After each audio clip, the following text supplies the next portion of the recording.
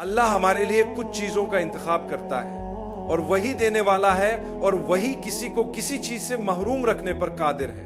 اس لیے ہر چیز اللہ کی طرف سے ہے. جب اللہ نے نبوت عطا کی تو انہیں چنا جنہیں وہ اس عظیم منصب کے لیے منتخب کرنا چاہتا تھا، اور ان میں سب سے بہترین ہمارے نبی ہیں. ہمیں یہ بات جاننی چاہیے کہ اللہ نے جن لوگوں کو چنا انہیں بار بار آزمائشوں سے گزارا. اگر آپ یہ سمجھتے ہیں کہ آپ کی زندگی میں مسائل، مشکلات، مصیبتیں یا آزمائشیں ہیں تو آپ کو ان لوگوں کی زندگیوں کو دیکھنا چاہیے جنہیں اللہ نے ہم سے بلند مقام پر رکھا، یعنی انبیاء علیہ السلام. یاد رکھیں کہ رسول اللہ نے فرمایا کہ اللہ کے نبی سب سے زیادہ آزمائے جاتے ہیں، پھر وہ جو ان کے قریب ہوتے ہیں، پھر وہ جو ان کے قریب تر ہوتے ہیں، اور اسی طرح سلسلہ جاری رہتا ہے. اگر آپ زندگی میں بہت سی مشکلات کا سامنا کر رہے ہیں لیکن آپ مومن ہیں تو یقین جانیے یہ ایک اچھی علامت ہے. جب اللہ اپنے بندے سے محبت کرتا ہے تو اسے آزمائش میں ڈالتا ہے. یہ آزمائش آپ کو اللہ کے قریب کرنے کے لیے ہوتی ہے، آپ کے دل کو نرم کرنے کے لیے اور آپ کو بہتر انسان بنانے کے لیے ہوتی ہے.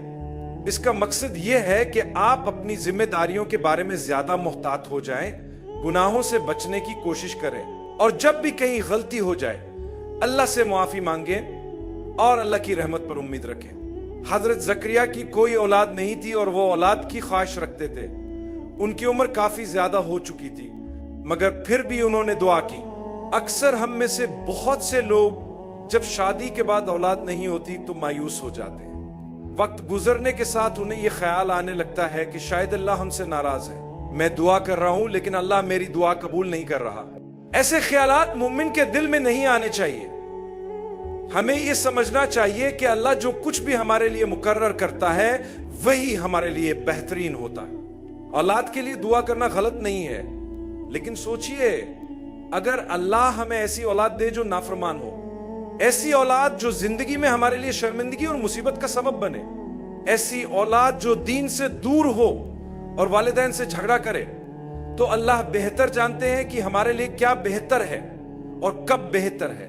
حضرت زکریا نے دعا کی اور اللہ نے معجزہ کرتے ہوئے ان کی دعا قبول کی. حالانکہ بظاہر حالات ناممکن لگ رہے تھے. اگر اللہ حضرت زکریا کے لیے معجزہ کر سکتا ہے تو ہمارے لیے بھی کر سکتا ہے. میں نے ایسے لوگوں کو دیکھا ہے جن کے 8, 10, 14 حتیٰ کہ 20 سال بعد اولاد ہوئی. یہ سب اللہ کے فیصلے ہیں. اللہ کی رحمت سے مایوس نہ ہو. حضرت زکریا نے دعا کی، یا اللہ مجھے نیک و صالح اولاد عطا فرما. اللہ نے انہیں نیک اولاد عطا کی. میں ایک اور اہم پہلو پر بات کرنا چاہتا ہوں جو حضرت مریم کی کہانی سے جڑا ہوا ہے. جب انہیں حضرت عیسیٰ کی ولادت کی خبر ملی تو وہ پریشان ہو گئیں کہ لوگوں کو کیا جواب دیں گی. یہ بہت بڑا مسئلہ تھا، معمولی بات نہیں تھی. میرے بھائیوں اور بہنوں، انہوں نے کیا کیا؟ انہوں نے اللہ سے رہنمائی مانگی. اللہ نے ان سے فرمایا کہ خاموش رہو، صبر کرو اور ثابت قدم رہو، ہم تمہاری مشکل آسان کر دیں گے. لوگوں نے ان پر جھوٹے الزامات لگائے کہ وہ بغیر نکاح کے ماں بننے والی ہیں. کسی پر الزام نہ لگائیں، ہو سکتا ہے وہ اللہ کے کتنا قریب ہو اور آپ کو پتہ بھی نہ ہو اور ہم اپنی نادانی میں سزا کے مستحق بن جائیں. اللہ نے حضرت مریم کو حکم دیا کہ وہ خاموش رہیں اور صرف اشاروں سے بات کریں. اللہ نے خود ان کی بے گناہی کو ثابت کیا.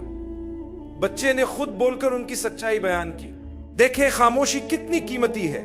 خاموشی نے ایک معصوم انسان کو کس طرح سہارا دیا. کبھی کبھی آپ پر لگائے گئے الزامات اتنے بڑے ہو سکتے ہیں کہ انہیں صرف اللہ ہی صاف کر سکتا ہے. فکر نہ کریں، صبر سے کام لیں، حالات کو سہنے کی عادت ڈالیں اور امید کا دامن نہ چھوڑیں.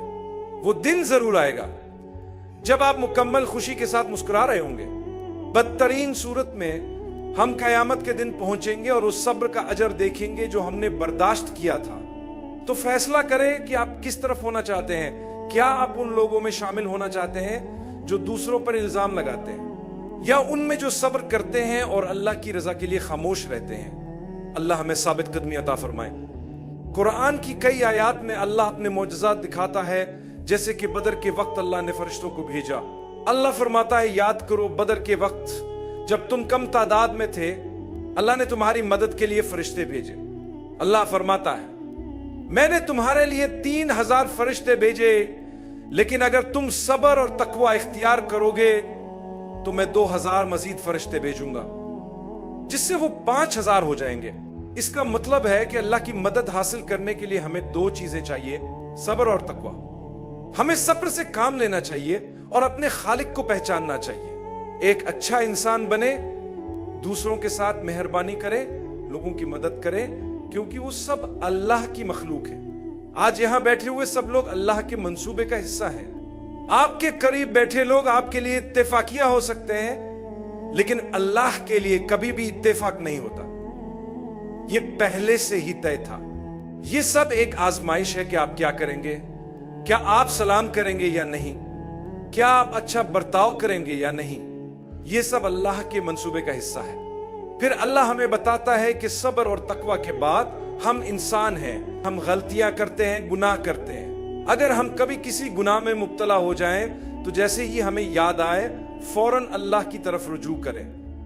अल्लाह फरमाता है वो लोग जिन्होंने अपनी जानों पर जुल्म किया, बेहयाई के काम किए और फिर अल्लाह को याद किया और अपने गुनाहों की माफी मांगी और आइंदा ना करने का अहद किया, तो ऐसे लोगों को हम माफ कर देते हैं और उनके लिए जन्नत तैयार कर रखी है। जन्नत किसके लिए है? हमारे दरमियान कोई भी मुकम्मल तौर पर बेखता नहीं है। तो क्या इसका मतलब यह है कि हम में से कोई भी जन्नत में नहीं जाएगा? नहीं, हकीकत यह है कि जन्नत आप और मेरे लिए बनाई गई है। हम गुनाहगार हैं लेकिन हम तौबा करने वाले हैं और यही फर्क है, हम तौबा करते हैं। रसूल अल्लाह ने फरमाया कि तमाम इंसान खताकार हैं, लेकिन बेहतरीन खताकार वो हैं जो मुसलसल तौबा करते हैं। सिर्फ एक बार तौबा करने वाले नहीं, बल्कि बार बार तौबा करने वाले। मैं अपनी बात को यह कहकर खत्म करना चाहता हूं कि अल्लाह के घर में जो सुकून हम पाते हैं उससे कहीं ज्यादा बेमिसाल सुकून अल्लाह की जन्नत में होगा और हम उसे हासिल करेंगे। यह ज्यादा दूर नहीं है। कोशिश करें, मेहनत करें, जब भी खता करें वापस आए, तौबा करें। शैतान नहीं चाहता कि आप वापस आए, लेकिन आप वापस आए, तौबा करें और अल्लाह की बख्शिश हासिल करें। जन्नत उन गुनाहगारों के लिए तैयार की गई है जो अल्लाह से तौबा करते हैं। लिहाजा अल्लाह की रहमत से उम्मीद न छोड़ें।